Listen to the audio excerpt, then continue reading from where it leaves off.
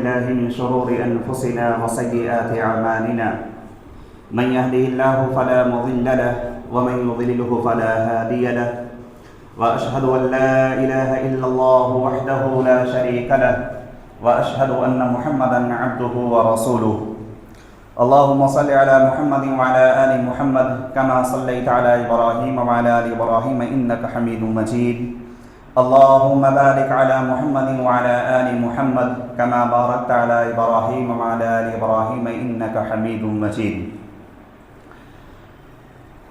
وقال الله تبارك وتعالى فمن زحزح عن النار وأدخل الجنة فقد فاز وما الحياة الدنيا إلا متاع الغرور اللهم إنك عفو تحب العفو فاعف عني اللهم إنك عفو تحب العفو فاعف عني اللهم إنك عفو تحب العفو فاعف عني ہر قسم کی تعریف حمد و ثنا کبریائی بزرگی اور بڑائی اس خالق کائنات مالک ارض و سماوات کے لیے لائق و زیبا ہے جو کل جہان کا پالنہار ہے۔ بعدہ درود و سلام نازل ہو اللہ کے تمام نبیوں پر، بالخصوص ہمارے آخری نبی جناب محمد رسول اللہ صلی اللہ علیہ وسلم پر۔ سامعین اکرام، ایک بار میں پھر جو لوگ ادھر ادھر ٹہل رہے ہیں ان سے گزارش کروں گا کہ آپ اندر تشریف لے آئیں، اور ہمارے وہ بھائی جو ادھر کنارے بیٹھے ہیں ان سے گزارش ہے کہ آپ آگے آ جائیں۔ پتہ نہیں چل رہا ہے، سامنے پوری جگہ خالی ہے اور آپ لوگ کنارے بیٹھے ہوئے ہیں، ہم لوگ مخاطب کس سے ہوں گے؟ لہٰذا میری گزارش ہے کہ آپ لوگ ادھر جیسے ادھر بیٹھے ہیں ویسے آ کے یہاں بیٹھ جائیں، آپ سامنے بیٹھیے تاکہ ہمیں بھی لگے کہ یہاں ہمارے سامنے کچھ لوگ ہیں۔ بغل میں بیٹھے ہیں ایسے دیکھنا پڑے گا، اس سے بڑھیا سامنے رہیں۔ بہرحال سامعین اکرام، آج میں نے جس موضوع کا انتخاب کیا ہے وہ جہنم سے آزادی کے اسباب ہیں۔ سامعین اکرام، یہ رمضان المبارک کا مقدس مہینہ جو بڑی تیزی کے ساتھ ہم سے رخصت ہونا چاہتا ہے، آج اس رمضان کی 27ویں شب ہے جسے ہم لیلۃ القدر یا طاق راتوں کے نام سے جانتے ہیں۔ یہ بڑی سعادت کی بات ہے کہ اللہ رب العالمین نے ہمارے لیے 5 طاق راتوں کو رکھا ہے رمضان المبارک کے آخری 10 دنوں میں۔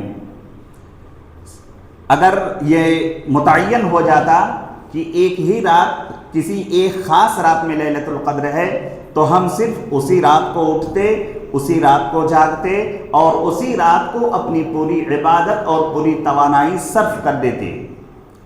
لیکن قربان جائیے اللہ رب العالمین کی مشیت پر کہ اللہ رب العالمین نے ہمارے لیے 5 دنوں تک، ویسے تو ہم عبادت کرتے ہی ہیں لیکن 5 دن تک ہم راتوں کو جاگ کر اللہ کے قرآن کی تلاوت کرتے ہیں، ہم راتوں کو جاگ کر اللہ کا ذکر کرتے ہیں، ہم راتوں کو جاگ کر استغفار کرتے ہیں، ہم راتوں کو جاگ کر اپنے گناہوں پر شرمندہ ہوتے ہیں، ہم راتوں کو جاگ کر اپنے آنسو بہاتے ہیں اللہ کے حضور۔ یہ ہمارے لیے بڑی سعادت کی بات ہے۔ اور میرے بھائیوں، اگر کوئی بھی شخص چاہے مرد ہو چاہے خواتین ہو، اگر ان راتوں کو یا اس رمضان المبارک کے اس مقدس مہینے کو پا لے اور پانے کے بعد اپنے گناہوں کی معافی نہ کرا لے، اپنے مغفرت نہ کروا لے، اللہ رب العالمین سے استغفار نہ کر لے، اللہ رب العالمین سے رو رو کر اپنے گناہوں کی معافی نہ مانگ لے، میرے بھائیوں بڑا بد نصیب ہے وہ شخص اور وہ خواتین۔ لہذا جو چند دن رمضان المبارک کے رہ گئے ہیں، میں کوشش کروں گا کہ ہم سب لوگ اس گھڑی کو تلاشنے کی کوشش کریں اور ان گھڑی میں اللہ رب العالمین کے ذکر سے اور اللہ رب العالمین کی عبادت سے اپنے آپ کو تیار کر لیں اور اپنے آپ کو اللہ رب العالمین کے حاضر پیش کر لیں۔ میرے بھائیوں، اسی سلسلے کا میرا یہ موضوع ہے جہنم سے آزادی کے اسباب۔ میرے بعد میرے فاضل دوست آئیں گے اور وہ جہنم کے متعلق آپ کے سامنے کچھ گفتگو کریں گے، لیکن ہم لوگوں نے مناسب یہ سمجھا کہ جہنم ہی کے متعلق کچھ باتیں آپ کے سامنے کی جائیں۔ کیوں؟ اس لیے کہ ہماری پوری بحیثیت مسلمان ہماری پوری یہ کوشش ہے اور ہم سب کی یہ تمنا ہے کہ ہم لوگ کس طریقے سے کل آخرت میں جہنم سے بچ سکے، کل آخرت میں اللہ رب العالمین ہمیں جنت کے اندر داخل کر سکے۔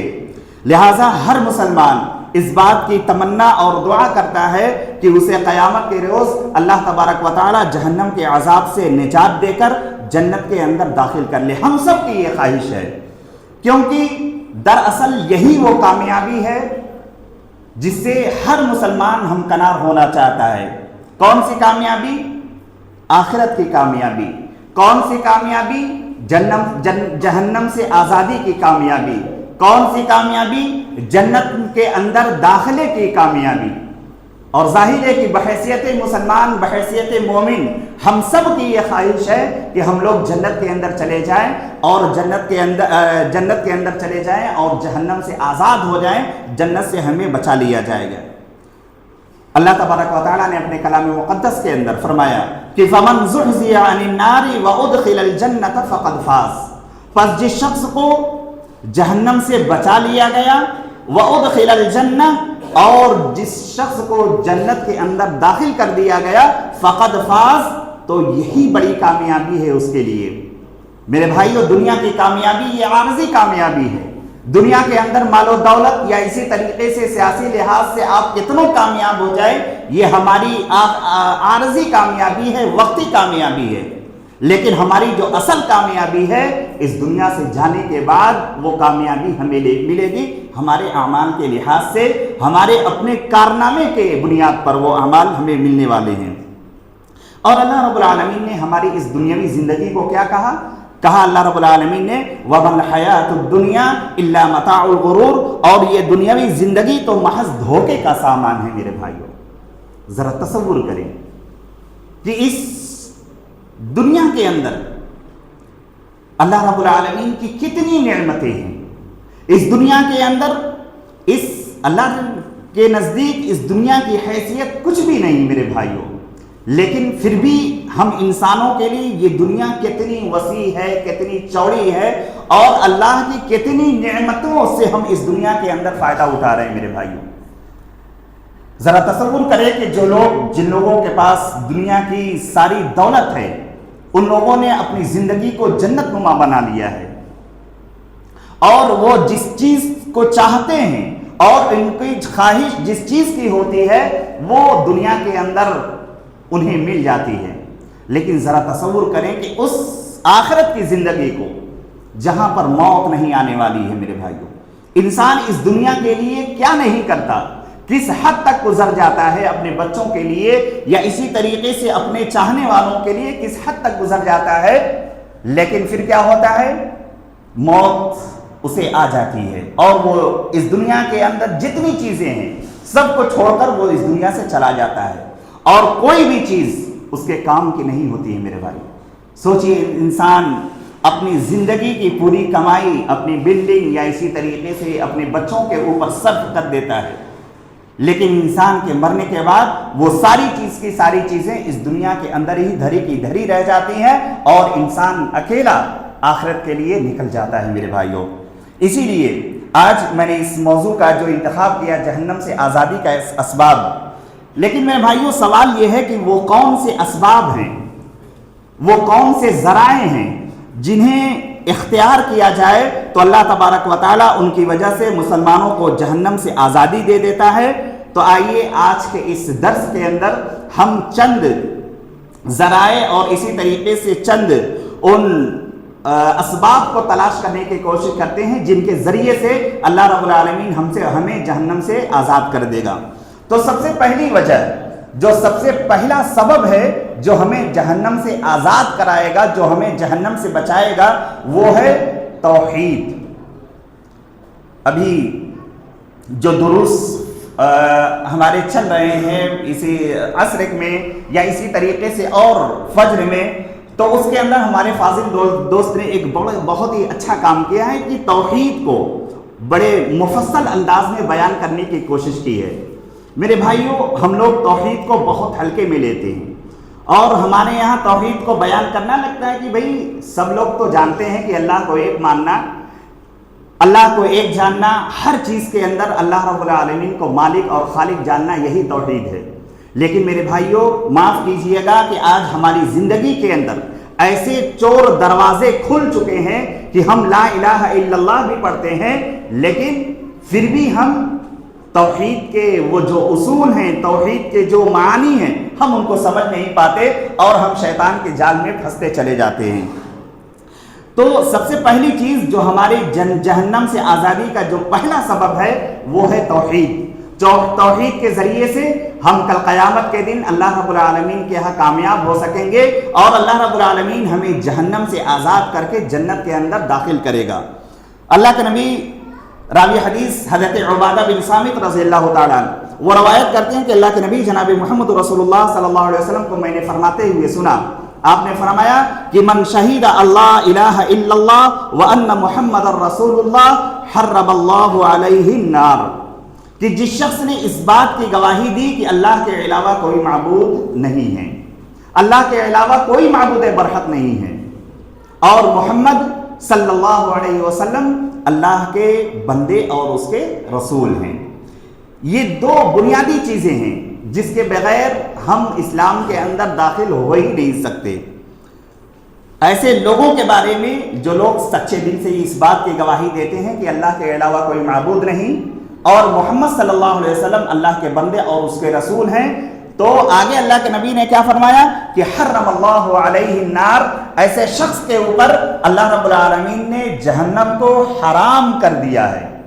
سوچئے میرے بھائیوں، آج ہم بھی توحید کے ماننے والے ہیں، آج ہم بھی کلمہ پڑھنے والے ہیں، لیکن ذرا ہم اپنی زندگی کا معائنہ کریں، ہم اپنی زندگی کا محاسبہ کریں۔ کہیں ایسا نہ ہو، کہیں ایسا تو نہیں کہ ہماری زندگی کے اندر ہماری توحید کے اوپر ڈاکے ڈالے جا رہے ہو، کہیں ایسا تو نہیں کہ ہماری زندگی کے اندر ہماری توحید کے اندر کچھ خلل پڑ رہا ہے۔ میرے بھائیو، آج بہت سوچنا پڑ رہا ہے کہ آج مسلمان ہوتے ہوئے بھی لوگ کس طریقے سے اللہ کو چھوڑ کر غیر اللہ کے پاس جاتے ہیں، ان سے مدد مانگتے ہیں اور اسی طریقے سے ان سے حاجت روائی کرتے ہیں۔ میرے بھائیو، اگر آپ نے اللہ کا کلمہ پڑھا ہے تو آپ کو ہمیشہ اللہ رب العالمین کے پاس کھڑا ہونا ہوگا، اور یقین جانیں کہ آپ کا یہ سر جو اللہ رب العالمین نے آپ کو نوازا ہے، یہ سر ہمیشہ اللہ کے سامنے جھکنا چاہیے میرے بھائیو۔ اس کے علاوہ کسی اور در کے آپ بالکل بھی بیکاری نہ بنے۔ آپ کو اللہ رب العالمین نے پیدا کیا، آپ کو اللہ رب العالمین نے اس دنیا کے اندر ساری نعمتیں دی، تو پھر کیسے یہ ہو سکتا ہے کہ ہم اللہ کو چھوڑ کر کسی اور کے در پہ جائیں؟ کیسے یہ ممکن ہے کہ ہم اللہ کو چھوڑ کر کسی اور سے اپنی فریاد سنائیں؟ ایسا قطعی نہیں ہونا چاہیے۔ اسی لیے اللہ کے نبی جناب محمد رسول اللہ صلی اللہ علیہ وسلم نے ایک دوسری حدیث کے اندر فرمایا، راوی حدیث حضرت عمر بن خطاب رضی اللہ تعالیٰ عنہ ہے، وہ بیان کرتے ہیں کہ اللہ کے نبی جناب محمد رسول اللہ صلی اللہ علیہ وسلم نے فرمایا کہ انی لأعلم کلمۃ، کہ میں ایک ایسا کلمہ جانتا ہوں لا یقولها عبد، اگر کوئی بندہ اس کلمے کو کہہ دے، کیسے کہہ دے؟ حقا من قلبی، اپنے دل کی سچائی کے ساتھ، اپنے دل کی گہرائی کے ساتھ، اگر وہ کوئی شخص کوئی بھی بندہ اس کلمے کو کہتا ہے، فیموت علی ذلک، اور اسی پر اس کا انتقال بھی ہو جاتا ہے میرے بھائیوں، الا حرم اللہ علیہ علی النار، تو اللہ تبارک و تعالیٰ ایسے شخص کے اوپر جہنم کو حرام کر دیتا ہے۔ ذرا سوچئے کہ صرف اللہ رب العالمین کی توحید کو اگر آپ مانیں گے اور اسی طریقے سے صرف اور صرف اللہ رب العالمین کو پکاریں گے اور اپنی ساری فریادیں اللہ رب العالمین سے جوڑے رکھیں گے، تو یقین مانیں کہ اس دنیا کے اندر اگر اعمال کے لحاظ سے اگر آپ کے اعمال میں کچھ کمی بیشی ہوگی تو اللہ رب العالمین اس کو معاف کر سکتا ہے، لیکن اگر آپ نے اللہ کی ذات کے ساتھ ذرہ برابر بھی شرک کیا تو آپ اللہ سے معافی کی امید بالکل چھوڑ دیجیے۔ اگر آپ کو واقعی اللہ سے معافی چاہیے تو آپ نے جو کیا ہے غلط، اللہ کے ساتھ کسی کو شریک ٹھہرایا، تو آپ اس سے توبہ کیجئے اور صرف اپنا رشتہ اللہ رب العالمین سے جوڑیے۔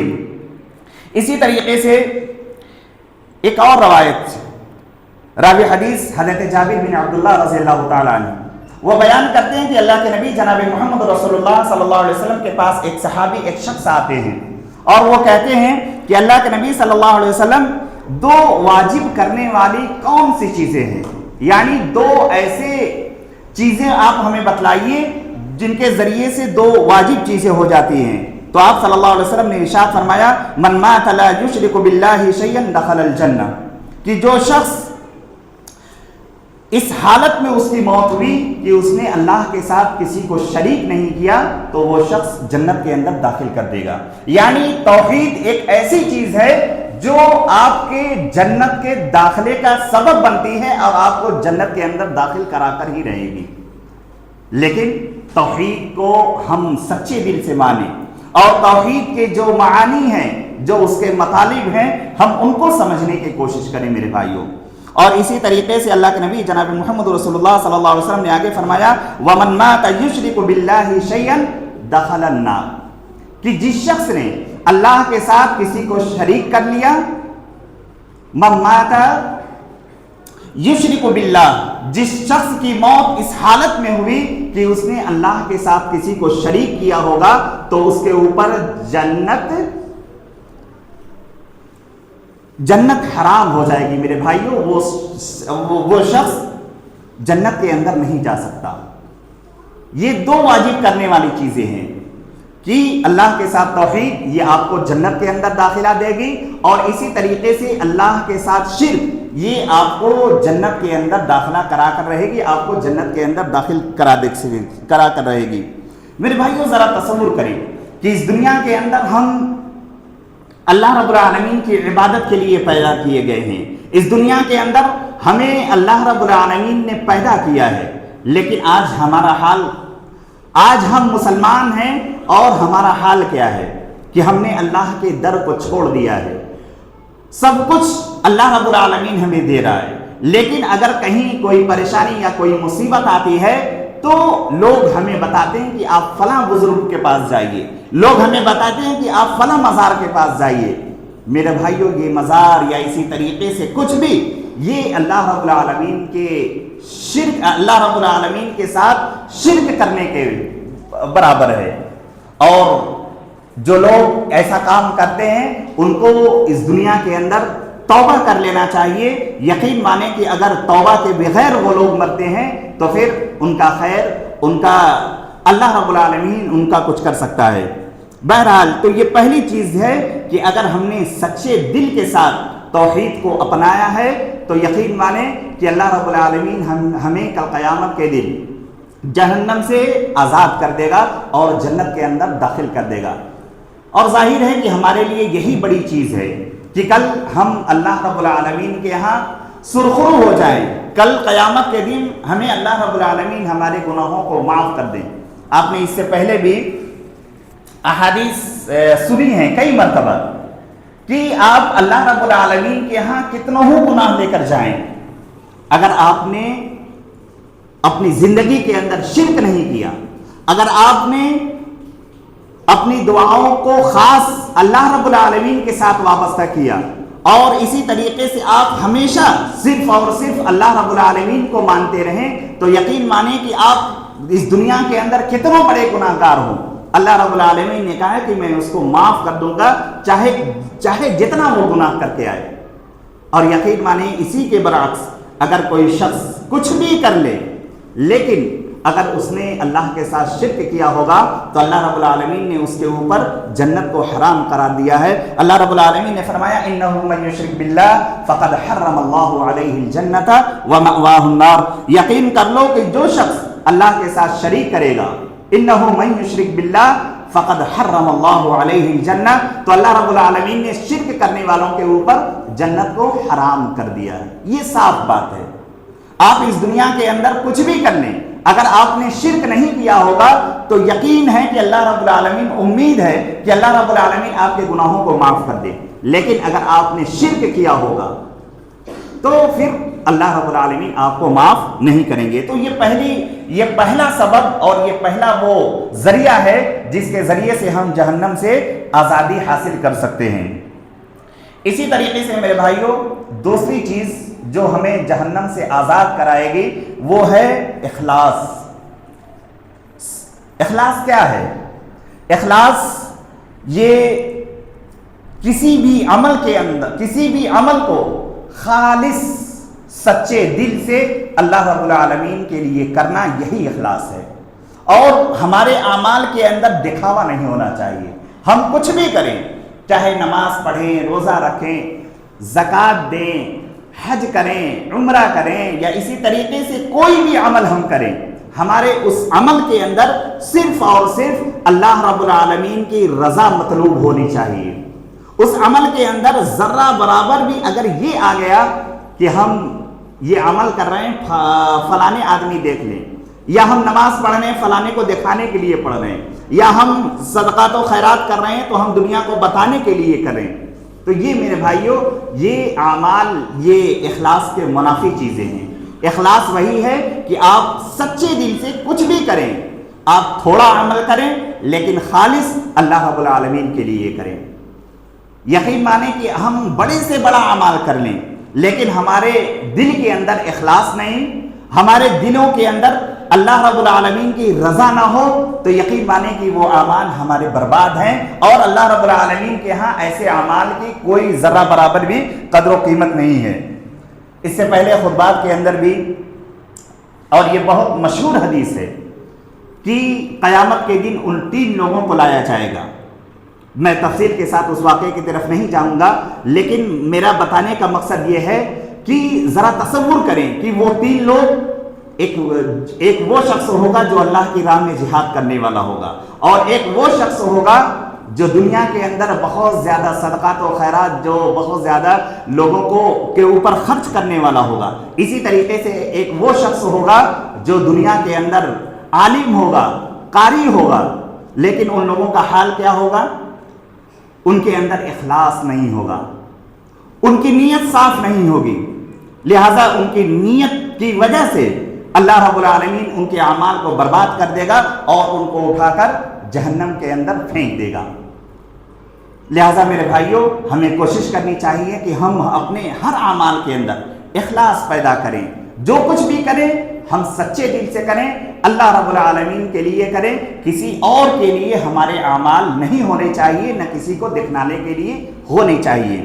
تو یہ دوسرا سبب ہے جو ہمیں جہنم سے آزادی دلائے گا، وہ ہے اخلاص۔ 2 چیزیں ہو گئی، پہلی توحید اور دوسری اخلاص۔ اسی طریقے سے تیسری چیز جو ہمیں جہنم سے آزادی دلائے گی وہ ہے دعا۔ میرے بھائیوں، ہم دعا سب لوگ کرتے ہیں، لیکن آج ہمارے دعاؤں کے اندر وہ تاثیر نہیں ہے۔ آج ہم سوچتے ہیں کہ ہم دعا کر رہے ہیں اور اللہ رب العالمین اسے قبول کیوں نہیں کر رہا۔ میرے بھائیوں، ذرا ہم اپنے اعمال کو بھی تو دیکھ لیں، ذرا ہم اپنا محاسبہ بھی تو کریں کہ ہم نے اللہ رب العالمین کے لیے کیا کیا ہے۔ ہم کتنی نمازوں کی پابندی کرتے ہیں، ہم کتنے نوافل کا اہتمام کرتے ہیں، یا نوافل آپ چھوڑ دیجئے، جو ضروریات ہیں، جو فرائض ہیں، ہم ان فرائض کو کتنی اپنی زندگی کے اندر توجہ دیتے ہیں۔ ذرا ہم اپنا معائنہ کر لیں اور ہم اپنا محاسبہ کر لیں تو ہمیں احساس ہوگا کہ ہم اپنی زندگی کے اندر کہاں کھڑا ہیں میرے بھائیوں۔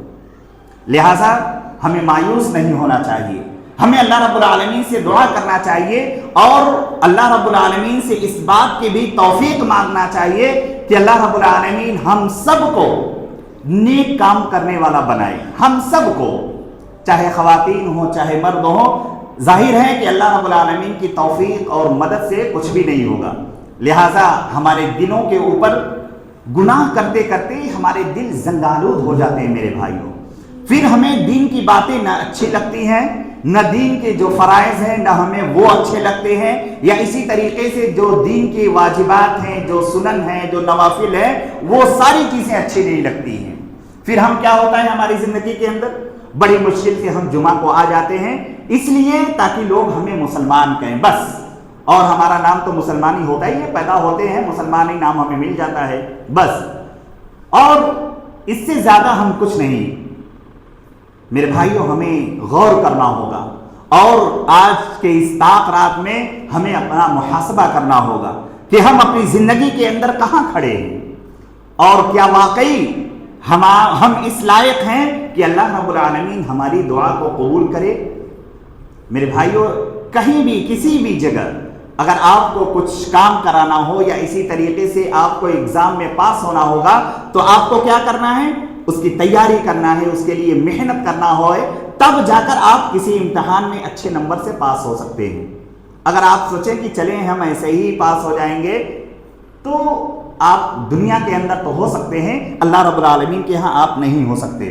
لہٰذا ہمیں جو سب سے ایک اہم چیز ہے، تیسری چیز، وہ ہے دعا، کہ ہم فرائض کو ادا کریں، وقت ملے تو نوافل کا اہتمام کریں، اور ہم اللہ رب العالمین سے دعا کرتے رہیں۔ اور جو نیک بندے ہوتے ہیں اللہ کے، وہ ہمیشہ اللہ رب العالمین سے دعا کرتے ہیں۔ اللہ رب العالمین نے انہی نیک بندوں کا تذکرہ کرتے ہوئے فرمایا کہ والذین یقولون ربنا اصرف عنا عذاب جہنم ان عذابها کان غراما، کہ ہم دنیاوی زندگی کے اندر اللہ رب العالمین سے جہنم سے بچنے کے اللہ رب العالمین سے ہم دعا کریں۔ تو اللہ رب العالمین نے فرمایا کہ اور جو لوگ یہ دعا کرتے ہیں، کیا دعا کرتے ہیں؟ ربنا اصرف عنا عذاب جہنم، کہ اے میرے پروردگار، اے ہمارے رب، ہم سے دوزخ کے عذاب کو تو پرے سے پرے رکھ، یعنی ہم کو دوزخ کے عذاب سے تو بچا لے۔ اور ظاہر ہے کہ اللہ کے نیک بندے جو ہوتے ہیں وہ ہمیشہ سب سے پہلے اللہ رب العالمین سے جہنم سے آزادی مانگتے ہیں۔ سب سے پہلے اللہ رب العالمین نے انہی نیک بندوں کا تذکرہ کیا، اور یہاں پر فرمایا والذین یقولون ربنا اصرف عنا عذاب جہنم، کہ جو یہ دعا کرتے ہیں کہ اے ہمارے رب، ہم سے دوزخ کا عذاب پرے سے پرے رکھ، یعنی ہم سے دوزخ کے عذاب کو دور رکھ۔ کیوں؟ ان عذابها کان غراما، بے شک اس کا عذاب، جہنم کا عذاب چمٹ جانے والا ہے۔ ظاہر ہے کہ جس کو جہنم کا عذاب لگے گا پھر وہ چھوڑے گا نہیں۔ اسی لیے جو نیک بندے ہوتے ہیں وہ اللہ سے دعا کرتے ہیں ان عذابها کان غراما، بے شک جہنم کا عذاب کیا ہے؟ وہ چمٹ جانے والا ہے۔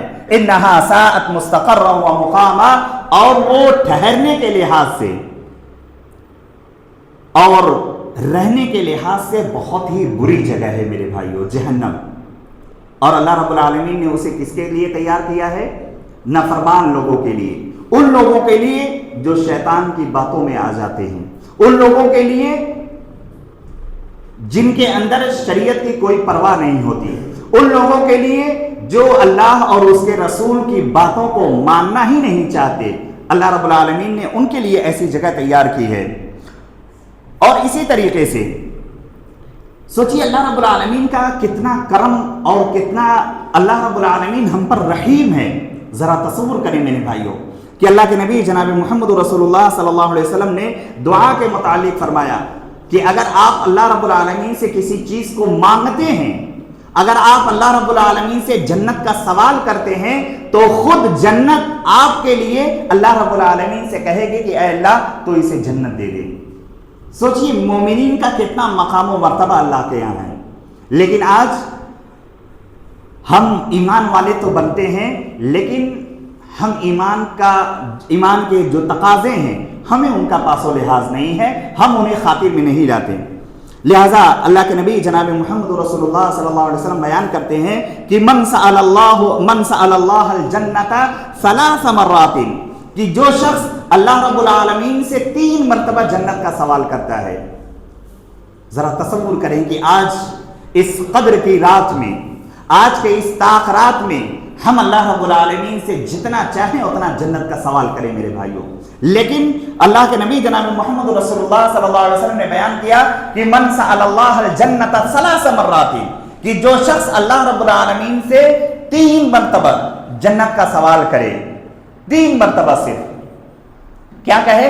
اللہم انی اسألک الجنہ، اللہم انی اسألک الجنہ، اللہم انی اسألک الجنہ۔ صرف 3 مرتبہ آپ اللہ رب العالمین سے جنت کا سوال کریں گے تو کیا ہوگا؟ قالت الجنہ، تو جنت خود اللہ سے کہے گی، کیا کہے گی؟ اللہم ادخلہ الجنہ، کہ اے اللہ اسے جنت کے اندر داخل کر دے۔ ذرا تصور کریں میرے بھائی کہ ہم جس چیز کا سوال اللہ سے کریں گے وہ چیز خود، وہ جنت خود اللہ رب العالمین سے سوال کرے گی۔ اللہ رب العالمین سے کہے گی کہ اے اللہ تو اس بندے کو جنت دے دے۔ سوچئے کتنا مقام و مرتبہ ہمارا ہے، لیکن آج ہم نے اپنے مقام کو پہچانا ہی نہیں میرے بھائیوں۔ آج دنیاوی زندگی میں ہم اتنے مست و مگن ہیں کہ ہمیں صرف وقت پر ہمیں عبادتیں کر لینا، یا اسی طریقے سے ہم کسی خاص موقع پر جمعہ ہو چاہے یا اسی طریقے سے کسی خاص موقع پر صرف ہم اللہ رب العالمین کے دربار میں حاضر ہوتے ہیں۔ آج یہ ہم نے اپنا حال بنا رکھا ہے۔ اسی طریقے سے اللہ کے نبی جناب محمد رسول اللہ صلی اللہ علیہ وسلم نے حدیث کے اندر آگے فرمایا کہ وَمَنِ اسْتَجَارَ مِنَ النَّارِ ثَلَاثَ مَرَّاتٍ، اور جو شخص 3 مرتبہ جہنم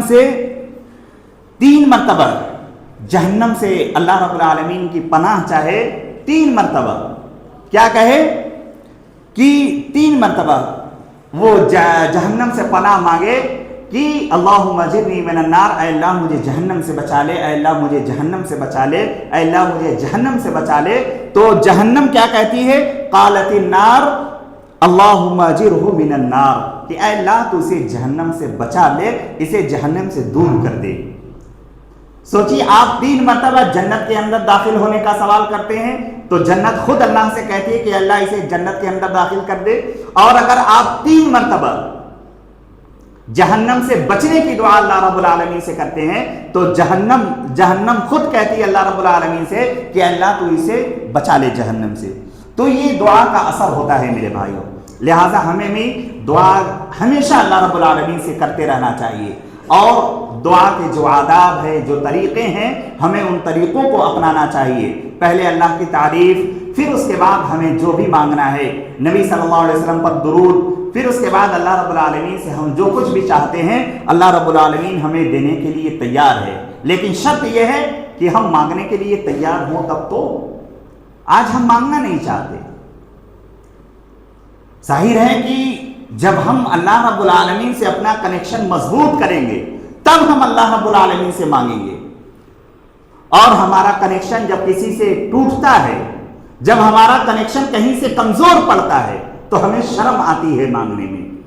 لہٰذا ہمیں اپنے کنیکشن کو اللہ رب العالمین سے مضبوط کرنا ہے، ہمیں اپنا جو ہمارا وابستہ ہے اللہ رب العالمین سے مضبوط رکھنا ہے، تاکہ ہم بلا جھجک، بلا کچھ سوچے اللہ رب العالمین سے ہاتھ اٹھا کر ہم دعا کر سکیں، مانگ سکیں۔ لہٰذا یہ دعا کی تاثیر ہے کہ ہم جہنم سے آزاد ہو سکتے ہیں اپنی دعاؤں کی بدولت۔ سامعین اکرام، اسی طریقے سے اللہ کے نبی جناب محمد رسول اللہ صلی اللہ علیہ وسلم نے بھی ہمیں کئی ایک دعائیں سکھائی ہیں جو ہمیں جہنم سے آزاد کر سکتی ہیں۔ مثال کے طور پر نماز کے آخر میں دعائے معصورہ ہم پڑھتے ہیں نا، اللہم انی ظلمت نفسی ظلما کثیرا، اس کے بعد اللہ کے نبی صلی اللہ علیہ وسلم ایک اور دعا پڑھتے تھے، اور ہم میں سے بہت سے بھائیوں کو وہ دعا یاد بھی ہے، اللہم انی اعوذ بک من عذاب جہنم واعوذ بک من عذاب القبر واعوذ بک من فتنة المسیح الدجال واعوذ بک من فتنة المحیا والممات۔ اور دوسری روایات سے کئی ایک الفاظ اور ہیں، جیسے اللہم انی اعوذ بک من المأثم والمغرم، یا اسی طریقے سے اور ایک دوسری دعا ہے، اس کے اندر بھی اللہ رب العالمین کی پناہ چاہتے ہوئے ہم ان چیزوں سے بچنے کی کوشش کرتے ہیں، ان چیزوں کے فتنے سے بچنے، محفوظ رہنے کی اللہ رب العالمین سے دعا کرتے ہیں۔ تو یہ دعا بھی آپ یاد کریں، اور نماز کے اندر جب آپ آخری تشہد میں بیٹھیں تو اس کے اندر بھی آپ اس دعا کو پڑھیں۔ اگر اس کے اندر نہیں پڑھ سکتے تو آپ یہ دعا یاد کر کے آپ اپنی دعاؤں کے اندر اس دعا کا اہتمام کریں۔ جب اللہ رب العالمین کے سامنے آپ اپنے ہاتھوں کو اٹھائیں تو اس وقت اس دعا کو بھی پڑھیں، اللہم انی اعوذ بک من عذاب جہنم۔ اس دعا کا پورا ترجمہ شیخ نے اپنے دروس کے اندر مکمل طور سے واضح کر دیا، ہمیں بتانے کی ضرورت نہیں، میں صرف اشارہ کر رہا ہوں۔ اسی طریقے سے اللہ کے نبی جناب محمد رسول اللہ صلی اللہ علیہ وسلم اکثر و بیشتر ایک دعا پڑھا کرتے تھے۔ راوی حدیث حضرت انس رضی اللہ تعالیٰ عنہ بیان کرتے ہیں کہ اللہ کے نبی صلی اللہ علیہ وسلم اکثر بیشتر ہمیشہ اس دعا کو اپنی زبان پر رکھتے تھے۔ کیا دعا ہے؟ ربنا آتنا فی الدنیا حسنہ وفی الآخرۃ حسنۃ وقنا عذاب النار۔ میرے بھائیو، یہ چھوٹی سی دعا ہے، ابھی آپ نے دیکھا کہ چھوٹے چھوٹے بچے وہ پوری کی پوری آیت الکرسی ان کو یاد ہے. یہ کیسے؟ یہ اس وجہ سے کہ ان کو یاد کرنے کا شوق ہے. آج بڑے افسوس کے ساتھ کہنا پڑ رہا ہے کہ ہمارے بہت سے بڑے بھائیوں کو، جو ہمارے نوجوان ہیں یا اسی طریقے سے اور جو بزرگ حضرات بھی ہیں، اگر ان سے جنازے کی دعا پوچھ لی جائے یا اسی طریقے سے اور جو دعائیں ہیں، مسنون دعائیں جو ہماری زندگی کے اندر ضروری ہیں، وہ نہیں بتا پائیں گے، ان کو یاد نہیں ہے میرے بھائی. اچھا، میں آپ لوگوں سے سوال کرتا ہوں کہ کتنے لوگوں کو، میں دعا سنوں گا نہیں، صرف یہ بتا دیں کہ جنازے کی ان کو دونوں دعا یاد ہے یا کوئی ایک دعا یاد ہے. ہاتھ اٹھائیں. کتنے لوگوں کو جنازے کی دعا؟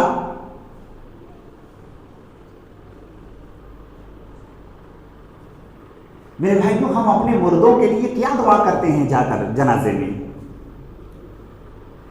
بھائی، یہ مردوں کا حق ہے کہ ہم ان کے لیے دعا کریں. ہم کیا دعا کرتے ہیں؟ بس ہم چاہتے ہیں کہ ہمارے امام صاحب جو ہے بلند آواز سے دعا کریں، ہمارے امام صاحب جو ہے بلند آواز سے جنازے کی نماز پڑھائیں. بس ہم یہی چاہتے ہیں، اور ہم میں سے لوگ جو ہے دعا یاد کرنا ہی نہیں چاہتے. میرے بھائیوں، آپ جب یاد کر کے جب دعا کو پڑھیں گے، اپنے مردے کے لیے جب دعا مانگیں گے، اس کی تاثیر الگ ہوتی ہے. خالی امام صاحب دعا پڑھ دیں، تکبیر پڑھ دیں، کام چل جائے گا. آج اکثر و بیشتر دیکھا جاتا ہے کہ جب جنازے کی نماز کھڑی ہوگی یا اسی طریقے سے عیدین کی جب نماز کھڑی ہوگی، تو آخر ہمیں کیوں پہلے ان کے طریقوں کو ان کے بتانا پڑتا ہے، ہمیں ان کے طریقے؟ میرے بھائیوں، ہمیں خود ان طریقوں کو یاد کرنا چاہیے، اور ان دعاؤں کو، جو دعائیں ہمارے لیے ضروری ہیں، ان دعاؤں کو ہمیں خود یاد کرنا چاہیے. ذرا تصور کریں کہ اتنے لوگ ہیں ہمارے. میں چاہوں گا کہ آپ لوگ جو دعائیں ہیں، پہلے تو آپ جو ضروری دعائیں ان کو یاد کریں، اور یہ جنازے کی دعا تو بالکل ضروری ہے، ہم سب کے لیے ضروری ہے. کیسے ہم اپنے مردے کے لیے کیا پڑھتے ہیں؟ ہمیں آج سوچئے کہ کیا پڑھتے ہیں ہم. لہذا میں آپ لوگوں سے گزارش کروں گا کہ آپ لوگ جنازے کی دعا کو یا اسی طریقے سے جو کچھ بھی دعائیں اللہ کے نبی صلی اللہ علیہ وسلم سے ثابت ہیں الگ الگ مواقع کے لیے، آپ ان ساری دعاؤں کو یاد کریں، تاکہ ہم جب دعا کو یاد کریں گے تو ہمیں اس کا احساس ہوگا کہ ہم اللہ رب العالمین سے کیا مانگ رہے ہیں. ہم اپنے جب مردے کے لیے دعا کریں گے تو ہمیں پتہ چلے گا کہ ہم اپنے مردے کے لیے کیا اللہ رب العالمین سے مانگ رہے ہیں. بہرحال اللہ کے نبی جناب محمد رسول اللہ صلی اللہ علیہ وسلم بہت سی دعاؤں کو اپنی زبان پر رکھا کرتے تھے. انہی میں سے ایک دعا ہے ربنا آتنا فی الدنیا حسنہ وفی الآخرۃ حسنہ وقنا عذاب النار. لہٰذا ہمیں بھی کوشش کرنی چاہیے کہ ہم بھی اس چھوٹی سی دعا کو یاد کر لیں، اور اس دعا کے اندر دنیا اور آخرت دونوں کی کامیابی اور اسی طریقے سے جہنم سے آزادی کا پروانہ ہم اللہ رب العالمین سے چاہتے ہیں. آخر میں ہم کیا کہتے ہیں؟ وقنا عذاب النار، کہ اے ہمارے رب تو ہمیں جہنم کے عذاب سے، جہنم سے تو ہمیں بچا لے، جہنم سے ہمیں تو دور کر دے. تو یہ تیسری چیز ہو گئی دعا، جو ہمارے جہنم سے آزادی کا سبب ہے. چوتھی چیز کیا ہے میرے بھائیوں؟ چوتھا سبب وہ تقوی ہے. تقوی کیا ہے؟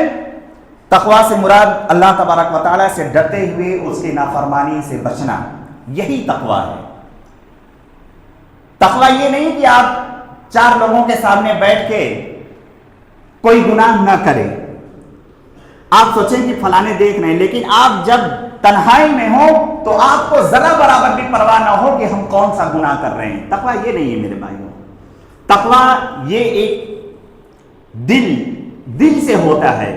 یہ اللہ رب العالمین سے کتنا آپ کا لگاؤ ہے، اللہ رب العالمین سے آپ کا کتنا گہرا کنیکشن ہے، یہ تقوی ہی بتلاتا ہے. اور یہی ایک ایسی چیز ہے جو اللہ رب العالمین سے ہمیں قریب بھی کرتی ہے اور ہمیں جہنم سے بچاتی بھی ہے. میرے بھائیوں، اللہ تبارک و تعالیٰ نے اپنے کلام مقدس کے اندر فرمایا کہ وَإِن مِّنكُمْ إِلَّا وَارِدُهَا، کہ تم میں سے ہر شخص जहन्नम के ऊपर से उसका गुजर होगा, यानी तुम सब जहन्नम के ऊपर वारिद किए जाओगे। इल्ला वारिदुहा कान अला रब्बिका हतमम मक़ज़िया, ये अल्लाह रब्बुल आलमीन का हतमी फैसला है, ये अल्लाह रब्बुल आलमीन के ऊपर है कि वो अपने सारे बंदों को जहन्नम पर से गुजारेगा। लेकिन अल्लाह रब्बुल आलमीन ने आगे फरमाया सुम्मा नुनज्जिल लज़ीना तक़ौ, अल्लाह ने फरमाया कि फिर उनको हम बचा लेंगे। उनको, किनको? जो लोग दुनिया के अंदर तकवा इख्तियार करेंगे, हम उन्हें जहन्नम से बचा लेंगे। और जाहिर है कि जब इंसान के अंदर, जब एक मुसलमान के अंदर तकवा होता है, अल्लाह का डर, अल्लाह का खौफ होता है, तो फिर वो मुसलमान कोई भी गुनाह, चाहे वो तन्हाई में हो, चाहे वो लोगों के सामने हो, वो गुनाह करने की कोशिश नहीं करता। मेरे भाइयों, हम सबके सामने तो वैसे भी बड़े निचले दर्जे के वो लोग होते हैं जो सारे लोगों के सामने गुनाह करते हैं, लेकिन कुछ लोग ऐसे भी होते हैं लोगों के सामने तो गुनाह नहीं करेंगे, लेकिन जब वो तन्हाई में होंगे तो फिर उन्हें किसी चीज का पासो लिहाज नहीं होगा, वो गुनाह करते चले जाएंगे। लिहाजा मेरे भाइयों, ये तकवा, हम सबको अपने दिल के अंदर तकवा पैदा करना चाहिए, हम सबको अपने दिल के अंदर खौफ पैदा करना चाहिए, अल्लाह रब्बुल आलमीन का तकवा पैदा करना चाहिए, जिसके जरिए से हम इस दुनिया के अंदर गुनाहों से बचेंगे। और जाहिर है कि जब हम गुनाहों से बच जाएंगे तो कल क़यामत के दिन अल्लाह रब्बुल आलमीन हमें जहन्नम से भी बचा लेगा। इसी तरीके से एक हदीस है मेरे भाइयों, रावी हदीस हज़रत अबू हुरैरा रज़ियल्लाहु ताला अन्हु, वो बयान करते हैं कि रसूलुल्लाह सल्लल्लाहु अलैहि वसल्लम से पूछा गया कि लोगों को सबसे ज्यादा कौन सी चीज जन्नत के अंदर पहुंचाएगी। इस हदीस को गौर से सुनिए मेरे भाइयों, हम सब जन्नत के अंदर जाना चाहते हैं। रावी हदीस हज़रत अबू हुरैरा रज़ियल्लाहु ताला अन्हु बयान करते हैं कि अल्लाह के नबी सल्लल्लाहु अलैहि वसल्लम से सवाल किया गया कि अल्लाह के नबी सल्लल्लाहु अलैहि वसल्लम, लोगों को सबसे ज्यादा कौन सी चीज जन्नत के अंदर ले जाएगी? अल्लाह के नबी सल्लल्लाहु अलैहि वसल्लम ने फरमाया तक़वल्लाह व हुस्नुल खुल्क़, अल्लाह का तकवा, और दूसरी चीज क्या है? अच्छा इखलाक।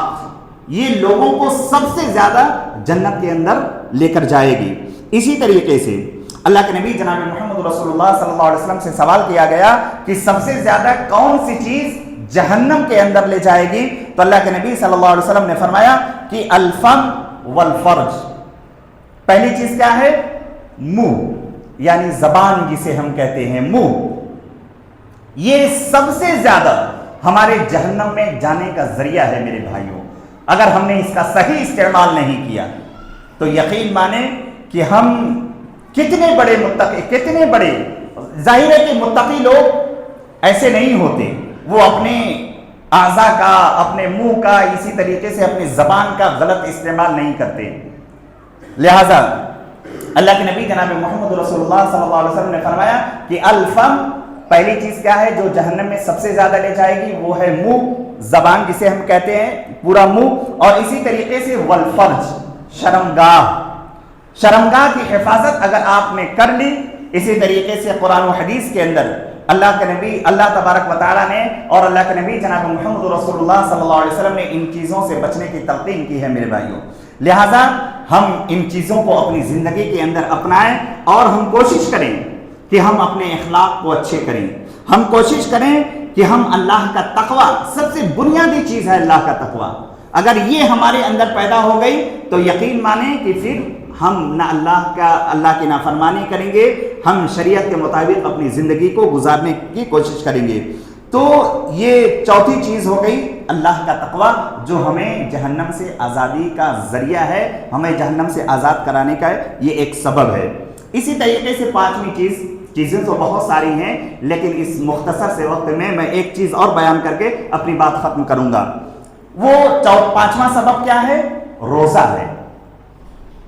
और ये रमज़ानुल मुबारक का ये मुक़द्दस महीना, जिसके अंदर हम लगातार 30 या 29 रोज़ों को रखते हैं मेरे भाई, ज़रा तसव्वुर करें कि ये रोज़े जिसको हमने अल्लाह के लिए रखा है, यकीन माने कि कल ये रोज़े हमारी शिफाअत का ज़रिया होंगे, ये हमें जहन्नम से हमें जहन्नम से आज़ाद कराने के ये हमारे बहुत बड़े एक ज़रिया होगा मेरे भाइयों। अल्लाह के नबी जनाब मोहम्मद रसूलुल्लाह सल्लल्लाहु अलैहि वसल्लम ने एक हदीस के अंदर फरमाया कि मा मिन अब्दिन यसूमु यौमन फी सबीलिल्लाह, کہ اگر کوئی بھی بندہ اللہ کے لیے ایک دن کا روزہ رکھتا ہے الا بعد اللہ بذلک اليوم وجہہ عن النار 70 خریفا، تو اللہ رب العالمین اس کے چہرے کو جہنم سے 70 سال کی دوری تک اس کے چہرے کو کر دیتا ہے، یعنی انسان جہنم سے بالکل دور ہو جاتا ہے۔